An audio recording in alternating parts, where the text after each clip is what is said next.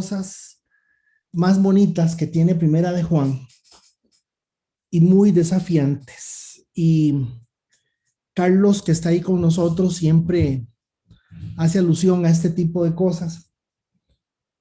Y durante este tiempo trabajando en esto, me llamó poderosamente la atención de que de alguna manera ha sido una tónica y una forma de analizar el tema sobre el crecimiento espiritual, la madurez espiritual. Y inmediatamente después de que Juan viene hablando, recordemos que la semana pasada, cuando, ya les leo aquí un momentito,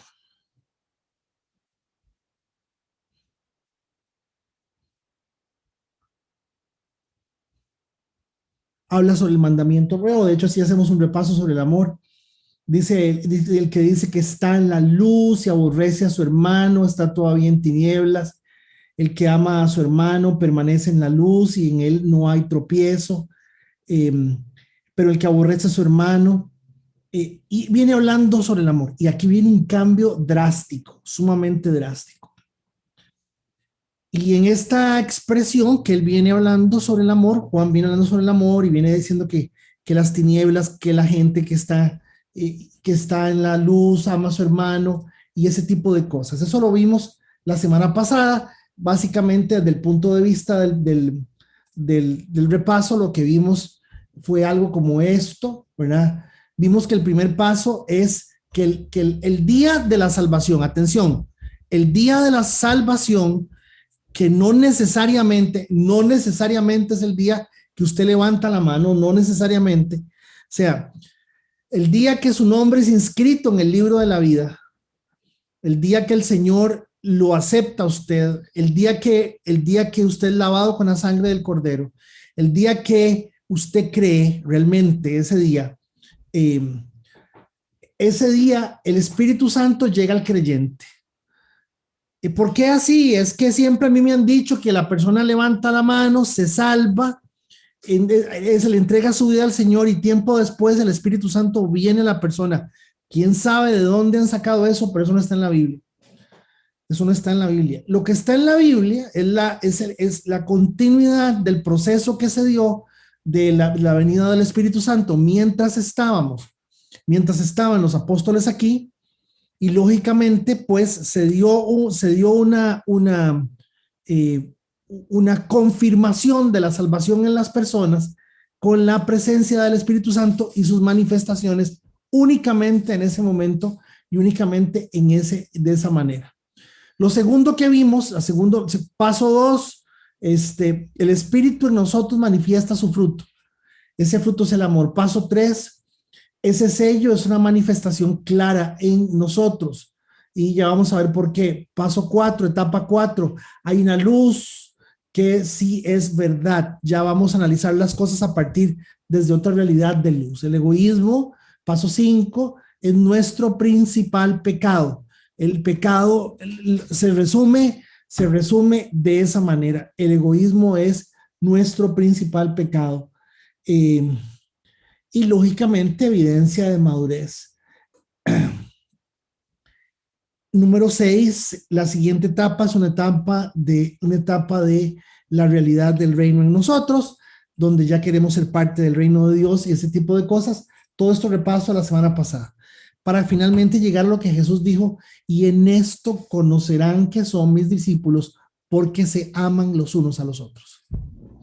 Entonces dijimos la semana pasada que es muy bonito ver los hermanos repartiéndose tamales. Por cierto, doña Lady está preparando una tamaleada eh, en beneficio, de San Federico, no, en beneficio del proyecto de las pantallas.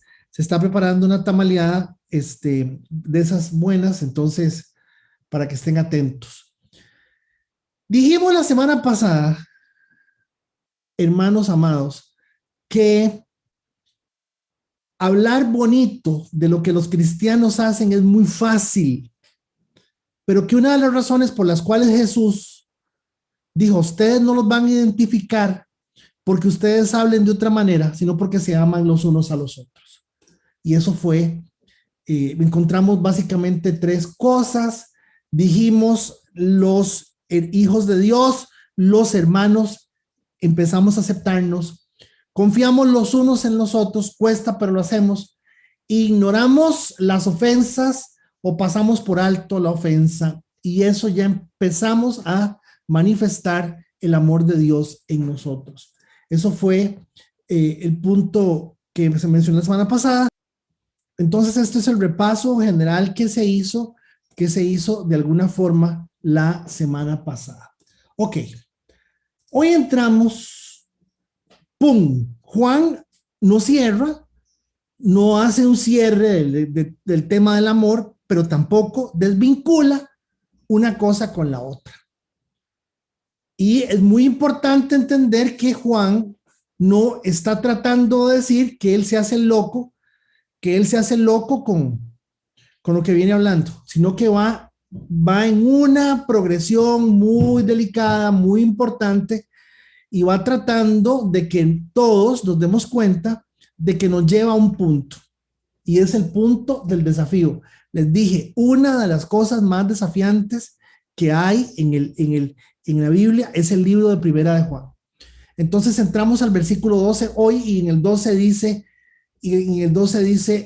les escribo a ustedes, hijitos, porque sus pecados han sido perdonados por su nombre. Ahora, les voy a contar algo.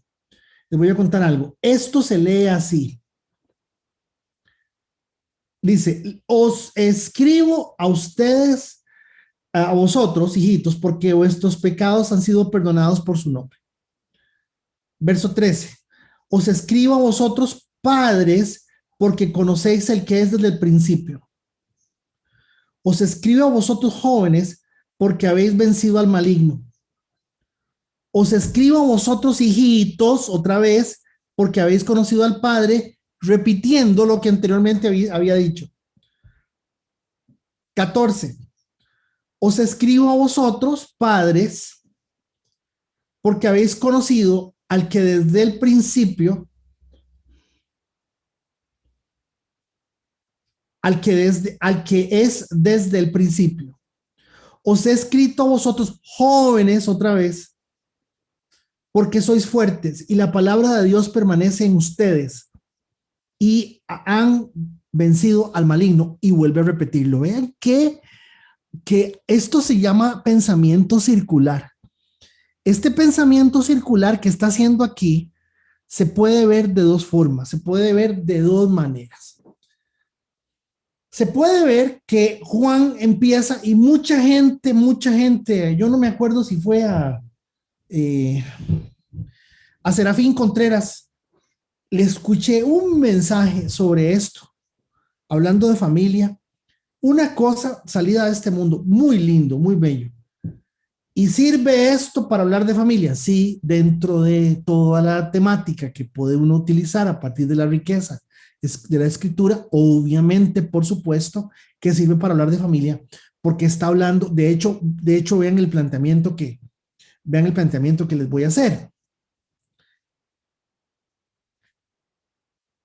Menciona tres estados, a los hijitos, a los jóvenes y a los padres. Y por esa razón es que se ha utilizado para hablarlo y utilizarlo sobre familia. Entonces, noten que Juan afirma, yo es que lo veo, pero una vez, yo no tengo Zoom, yo estoy viendo otras pantallas, pero yo veo como que se ve borroso.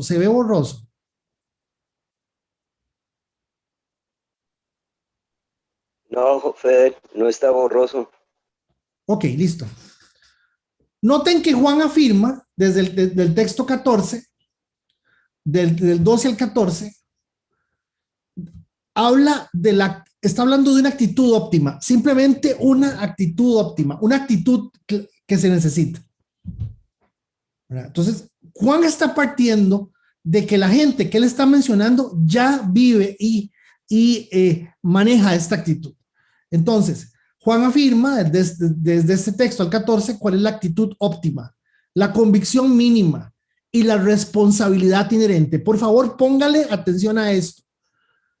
La actitud óptima, la convicción mínima y la responsabilidad inherente. Una de las cosas interesantes que aprendí en este estudio de Juan y que me pareció muy interesante es que la palabra hijitos que utiliza, esa palabra tecnia que está utilizando, es un tipo de hijo nacido en casa, engendrado en casa, por decirlo de una forma. ¿Por qué verlo de esa forma? No, no sé.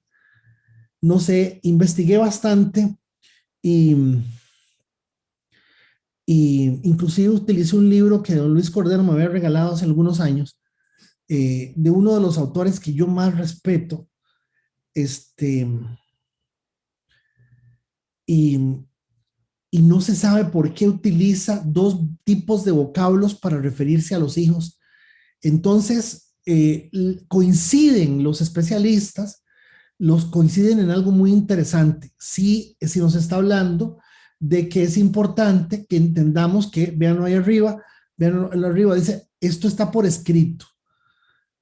Al decir está por escrito, les estoy diciendo, pónganle cuidado a lo que les estoy diciendo. Sus pecados han sido perdonados por su nombre. Entonces, claro, vean, Juan inicia el verso 12 reconociendo que estos en particular pasaron, reconocen o entienden que sus pecados ya han sido perdonados. Es un énfasis, es un énfasis. Pero esencialmente, hermanos, está hablando de crecimiento espiritual, está hablando de madurez espiritual. Se está refiriendo a las tres etapas por las que pasa una persona espiritualmente. Y es verdad que vamos a hacer un análisis en función de que esto también, pues, podríamos decir, como mucha gente lo hace, les conté el caso de don Serafín Contreras. ¿Quién es Serafín Contreras? Un hermano panameño es predicador y habla cosas de familia bastante buenas, muy buenas. Y a mucha gente le gusta mucho porque es como muy dulce, es como muy tierno. Eh, Tenemos la primera persona que de alguna manera tiene esto interiorizado. Ahora, ustedes me están viendo y ustedes piensan que yo me estoy pegando y no me estoy pegando, hermanos. Al decir pegando es que estoy trabado, no estoy trabado. Lo que pasa es que aquí es donde siempre a mí me asalta la duda de cuántos de nosotros genuinamente estamos interesados en entender que hay que Juan, el apóstol, se está refiriendo a tres etapas: a ser niño, a ser hijo, a ser joven y a ser padre. Espiritualmente se está refiriendo a tres estados en los cuales el estado se identifica, ya lo vamos a ver, por alguna condición particular. Y a mí me parece que no tiene mucho sentido como que le entremos al tema por decirlo así, del estudio bíblico, si verdaderamente no hay un desafío de primera mano en donde yo le pregunto a la gente que está esta noche, yo le pregunto a alguien esta noche, dígame, don Leonardo, dígame, don Alan, doña Virginia, don Marco, Ernesto, usted sabe que hay niveles espirituales y que Dios está esperando de usted un nivel espiritual y que el nivel espiritual en cada uno se identifica por esa convicción personal de aquello que en este caso Juan lo está presentando. Entonces no es que esté trabado, aunque pareciera que esté trabado, pero al final si usted estuviera trabado tampoco es un problema. Ya me conocen, gracias a Dios.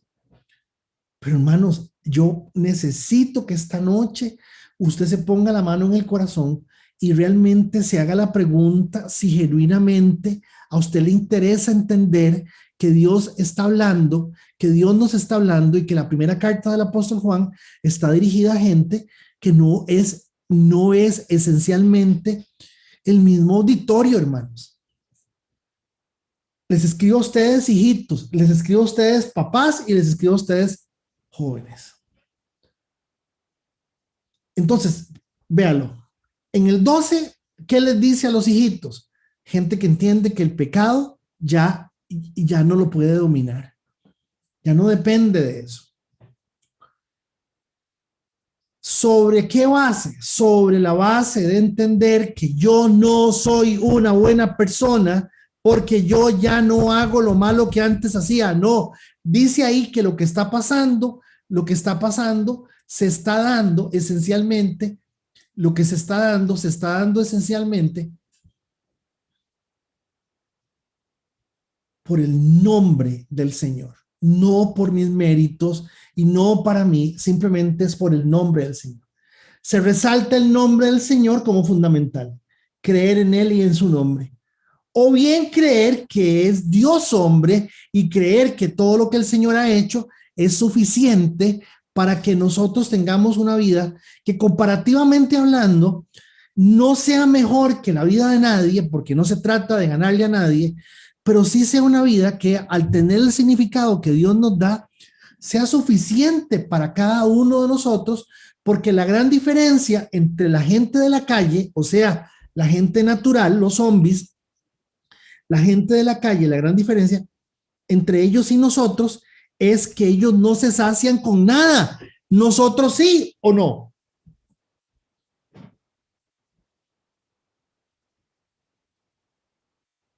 Ahí está la diferencia. ¿Qué nos sacia? ¿Qué es lo que nos sacia? Ahí está la gran diferencia. Avanzo. Voy al 13. Vean el 13. En el 13 dice el texto. En el 13 dice, les escribo a ustedes, padres, porque conocen al que es desde el principio. Entonces ya se va a otro nivel. Entonces la expresión la usa dos veces y les dice, ustedes conocen a Dios. Y ustedes saben de qué estamos hablando. Ustedes saben de qué se trata esto. La persona grande simplemente se va grande. La persona madura, la persona que ha crecido espiritualmente, conoce a Dios. Pero ¿desde dónde lo está conociendo? Número uno, desde la realidad de entender que mis pecados han sido perdonados, no porque yo lloré 2 horas en una iglesia tirado en el suelo, sino por los méritos de Cristo. Acuérdense que la salvación sí es por obras, pero por las obras de Cristo en nosotros, no por las obras nuestras. ¿La salvación es por obras? Sí, claro que sí, por supuesto, por las obras de Cristo en nosotros, no por las obras nuestras. Entonces, vámonos, estamos ahí.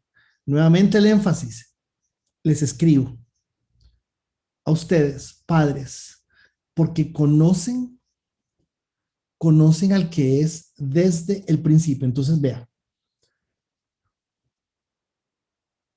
otra vez, viene con actitud óptima, convicción mínima y responsabilidad inherente. Otra vez, nos dice que esta gente, esta nota que está aquí no procede, pero sí procede el anterior. Nos dice que esta gente fundamentalmente tienen claro que pueden decir, yo conozco a Dios desde uno, su misericordia, desde la realidad del amor que vengo viviendo, que viene hablando en los textos anteriores.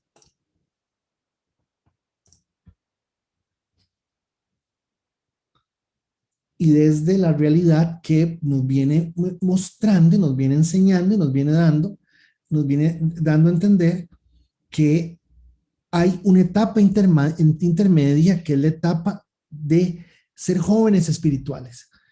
El mayor, el adulto, el crecido espiritualmente dice, yo conozco a Dios. El joven dice, les escribo a ustedes jóvenes porque han vencido al maligno.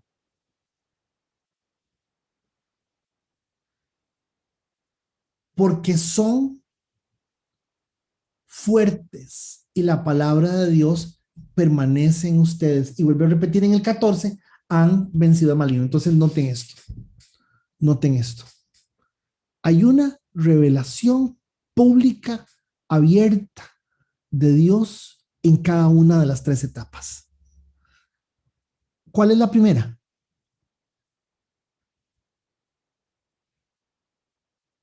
Yo tenía pecados. Sí, yo tenía pecados.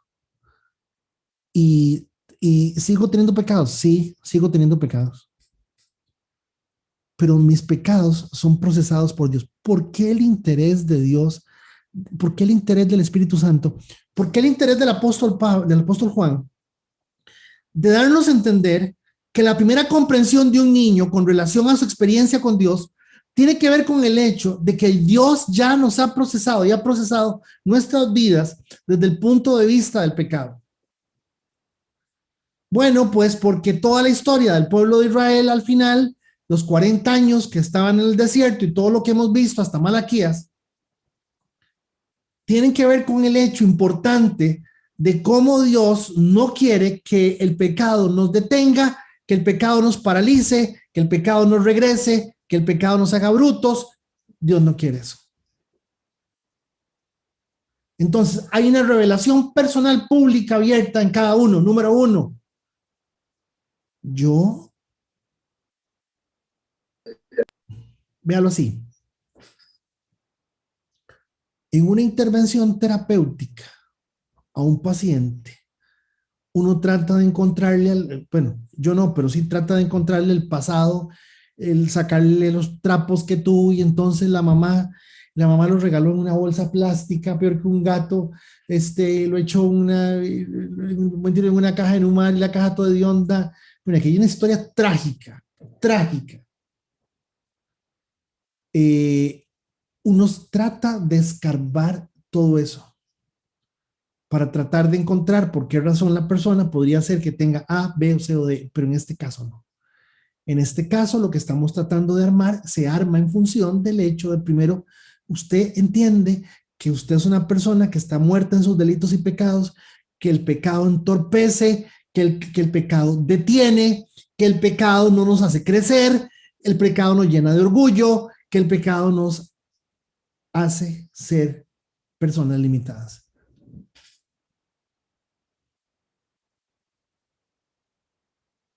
Vea, número dos. Número dos, vea.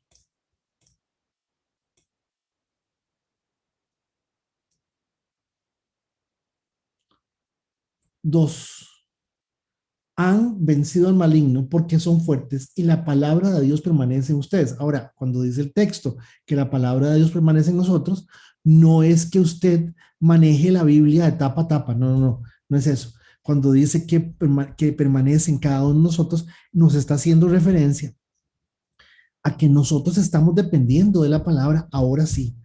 Ya ahora tenemos esta imperante necesidad de que la palabra esté en nosotros. Únicamente la palabra está en nosotros. Tuve una conversación con un pastor un día de estos y él me decía que al yo no traer a la iglesia profetas, yo estoy limitando el mover del Espíritu Santo en cada uno de ustedes y ustedes nunca van a madurar porque no se van a dar cuenta, no se van a dar cuenta de qué es lo que Dios quiere hacer con ustedes. Y donde me dijo eso, sinceramente, yo casi me caigo para atrás porque me dijo, usó un texto bíblico y me dijo así, la Biblia dice que tenemos la palabra profética más segura, pero no la única. Y donde me dijo eso me pegó un susto. Me pegó un susto porque al afirmar que ustedes no son maduros, al afirmar que Adolfo y que Marielos, que Esmeralda, que Anabel, que, que, que, que Alice, que no son gente madura, y que la madurez está en que un profeta venga, yo quisiera que usted me entienda que ese no es el nivel al cual Juan está haciendo referencia cuando se está hablando a los jóvenes, a los niños les dice, a los niños les dice, niños, ustedes fueron perdonados. Jóvenes, ustedes permanecen en la palabra. Y afirma lo siguiente, cualquier hijo de Dios tiene la capacidad y facultad de vencer al diablo, sí y solo sí, por fuerza de fe y permanencia en la palabra. O sea, eso es lo que de alguna forma no hemos logrado entender, que esta es la alusión que está haciendo el apóstol con relación a la madurez espiritual. Primer nivel de madurez espiritual, ¿cómo se llama? Se llama niños.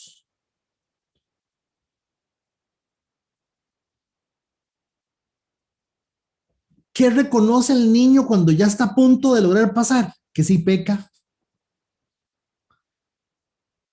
que continúa pecando, pero que los pecados no son perdonados y que lo que llamamos pecado algunas veces no lo es por el montón de la lista de pecados que verdaderamente sí lo son.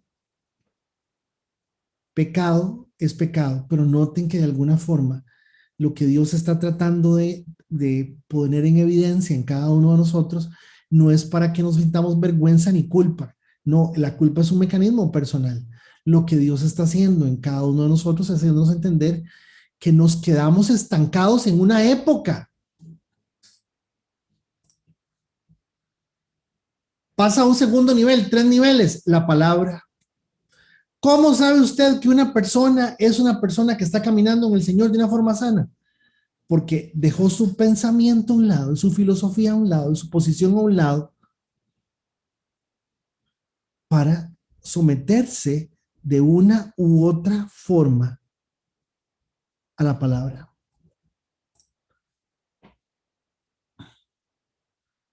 Tercer nivel, son gente que nadie la mueve delante de Dios, son gente que no se van de la presencia de Dios, son gente que necesitan a Dios, que tienen a Dios en sus corazones de una manera natural, sencilla, permanente y efectiva.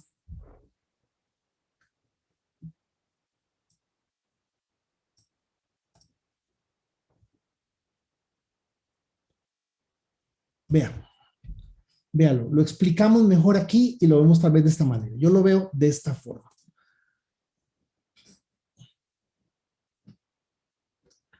¿Se puede madurar espiritualmente? ¿Se puede madurar espiritualmente?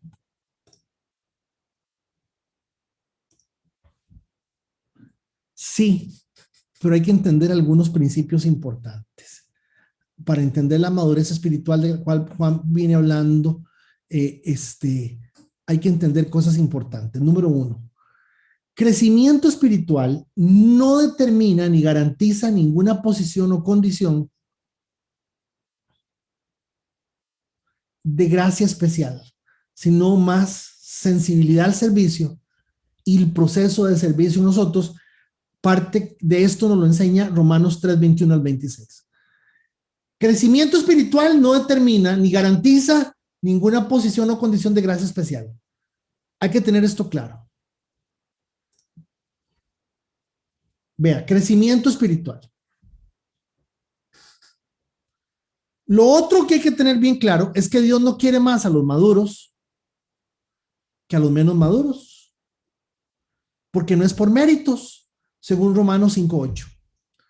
Les dejo de tarea que vean estos pasajes porque son muy importantes para que podamos entender qué es simplemente la madurez y el crecimiento espiritual.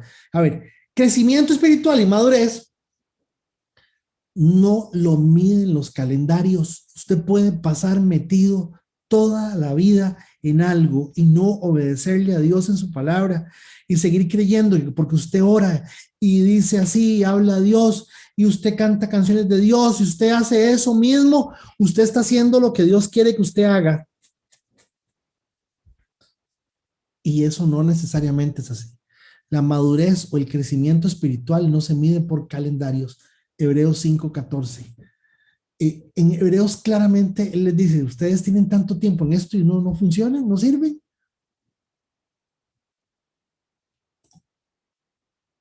Vean este otro. ¿Qué otra cosa no es madurez espiritual? ¿Y qué otra cosa no es madurez? La Biblipedia, la información teológica, no garantiza ni el crecimiento espiritual ni la madurez espiritual, según Romanos 2:17, no lo garantiza. Ayuda, pero la información teológica, entonces vamos a desechar la teología, no, estamos estudiando la providencia de Dios. ¿Por qué? Porque yo no sé,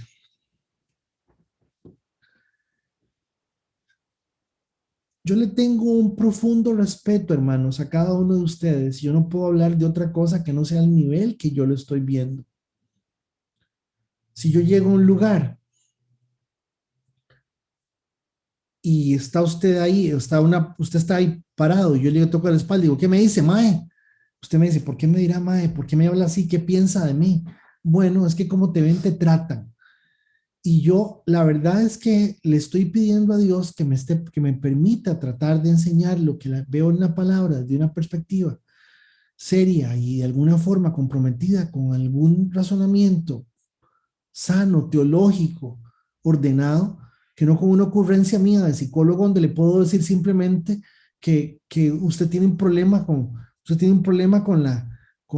la figura paterna suya y de quién sabe quién no lo tiene en el mundo. Y es ahí donde de alguna forma tenemos que ver las cosas en esa perspectiva. Por ejemplo, este es el error en que se cae. La gente piensa que la actividad ministerial o el servicio ministerial nos va a dar un crecimiento exponencial desde el punto de vista que toda persona que es predicador, pastor, lo que fuera, es madura, ha crecido espiritualmente. La actividad ministerial o servicio ministerial no necesariamente tiene que ver con crecimiento, madurez. La sabiduría de lo alto se nota. Y uno se da cuenta, por ejemplo, cuando uno oye cosas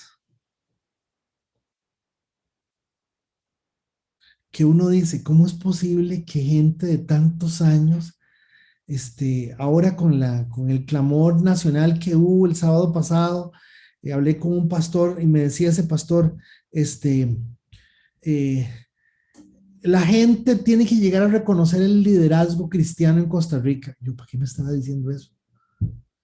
Y si me está hablando de él,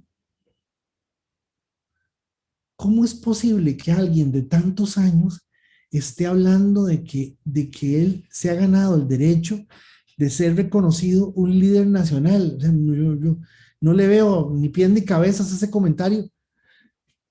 Bueno, pero fíjense que aquí tenemos una realidad sobre las cosas. El crecimiento y la madurez espiritual no es un asunto emocional ni sentimental, ni yo qué sentí, ni cómo me sentí, ni qué veo, ni qué oigo, ni místico e inclusive hasta psicológico. No es un estado de trance psicológico. No es un cursillo de renovación espiritual o ejercicio espiritual, como se llama la cosa ahí en Calle Blancos. Romanos 15:4 nos aclara eso. Primera al Tesalonicenses 2:13 también nos aclara eso. Entonces,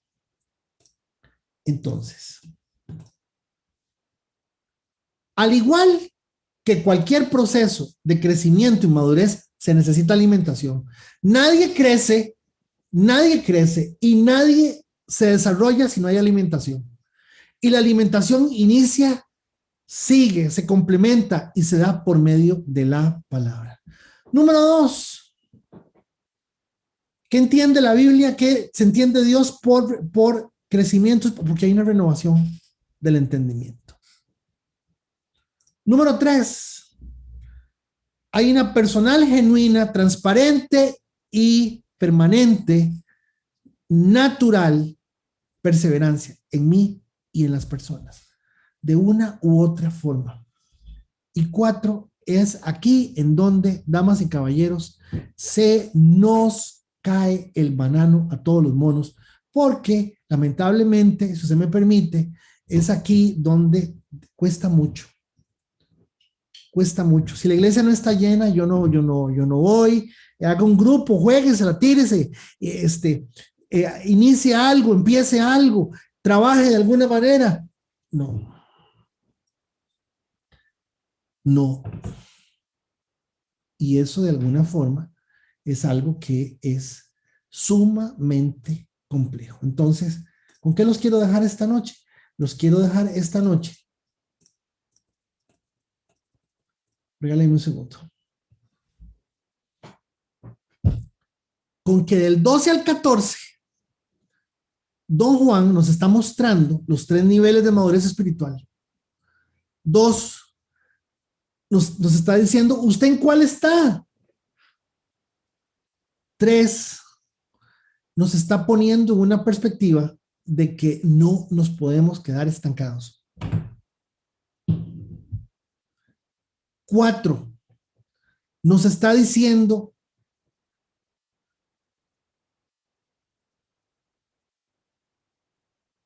algunos de nosotros somos carajillos, chiquillos o adolescentes toda la vida.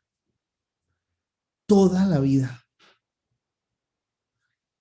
Y tal vez cuando ya inicia algo sensiblemente importante y yo ya dejo de pensar en mí, en mis gustos, mis cosas y mi realidad, entonces me doy la oportunidad genuinamente de entender que tengo o que necesito crecer.